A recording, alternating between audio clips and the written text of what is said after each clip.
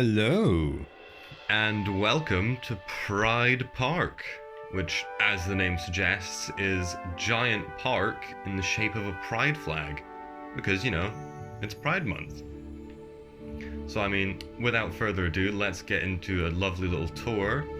So, we'll start down here, just by the park entrance. Just as we come into the park, you'll see we do have a nice guest area here that is part of the intersex, the little triangle. So I thought that would be the best spot for the guest section, just because, you know, it's a nice little triangle.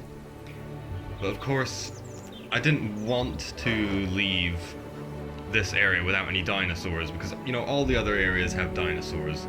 I didn't want to leave this out, so we do have some free-flying pterosaurs around. There's Tropiognathus and Tapejara, which are all yellow and purple.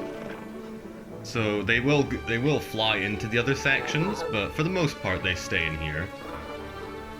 But as we go around the guest section, it's fairly basic. A lot of seating areas, fountains.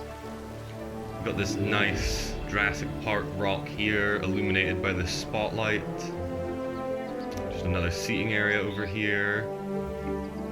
If we look through the fence, we can actually see into the white band of the transgender stripes, and we can see some white Ouranosaurus, which were supposed to be just white, but they've ended up with cow stripes because I misclicked. But I don't mind that. They do look pretty cool, like dairy cows. But anyway, moving along, we've got this nice hotel here, which has a seating area that you can just walk into. You can see the pterosaurs do land on these rocks and things. But no, our hotel is here. Just thought I'd throw that in to actually take up space. We'll just hurry along to here. We have a nice little lake for all of, well, pond more so, for the pterosaurs to drink, and there's fish feeders as well. With a lovely tree for shade.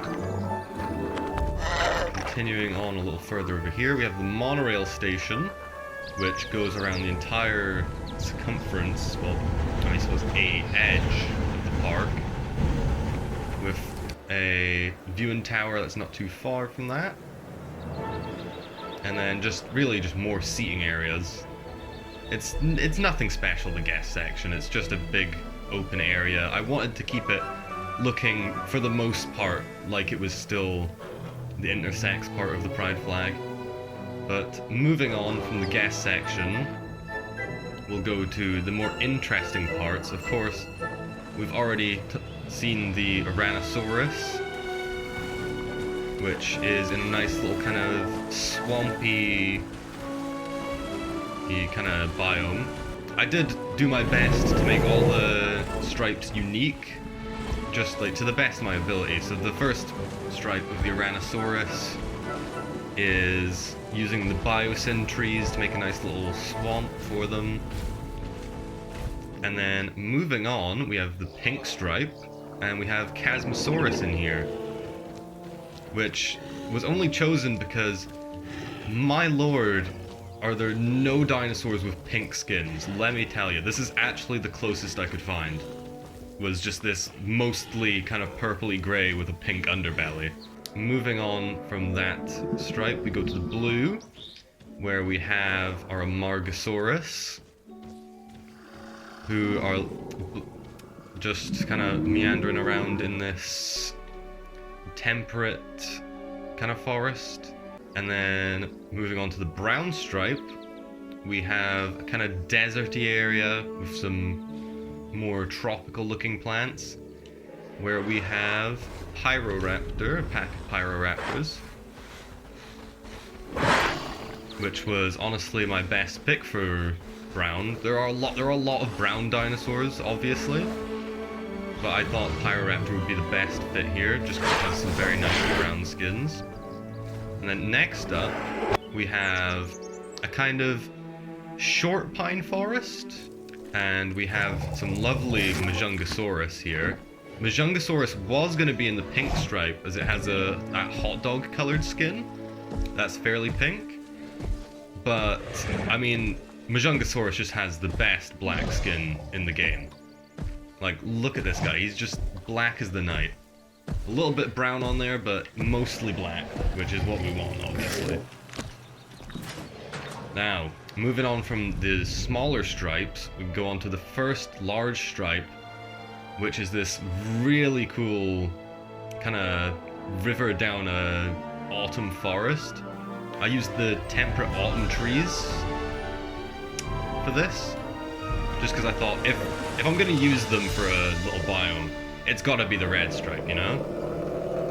So in here we have Stygimoloch, as well as Maiasaura and Euoplocephalus. And then of course, moving on to the orange stripe, we have a kind of savanna with a drying lake at its center.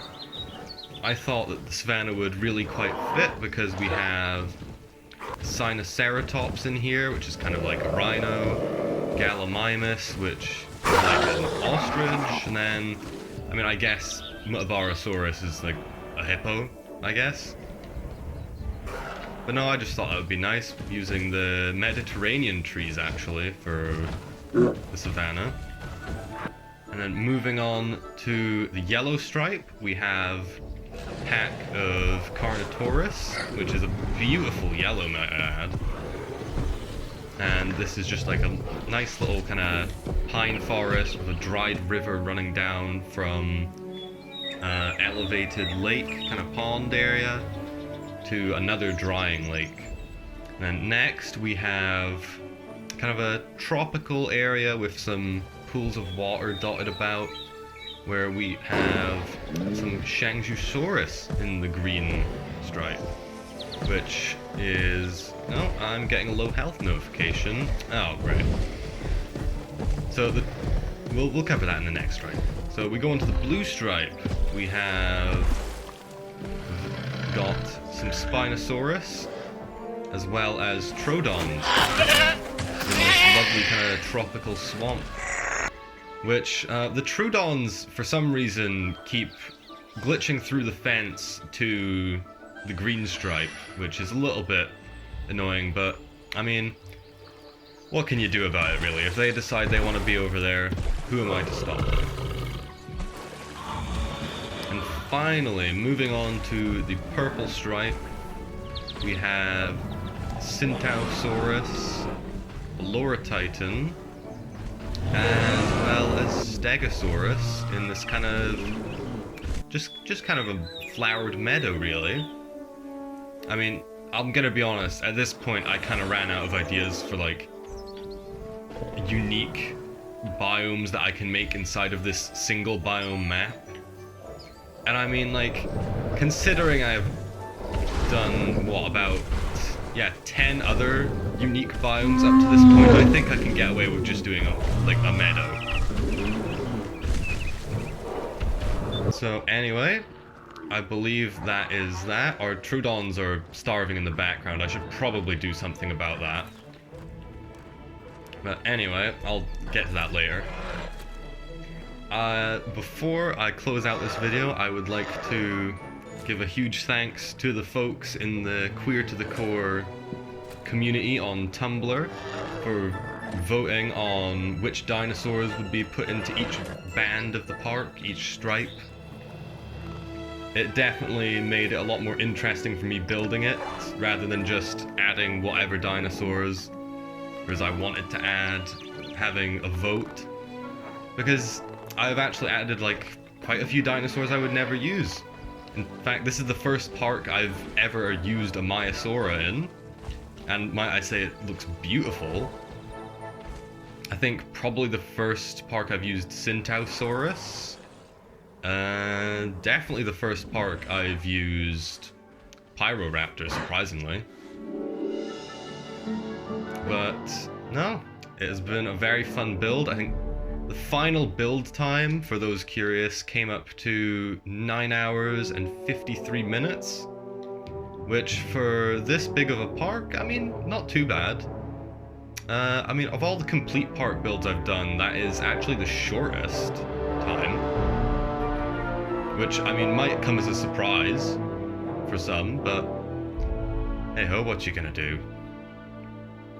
But anyway, thank you for joining me here to have a lovely look at our park, and happy Pride Month!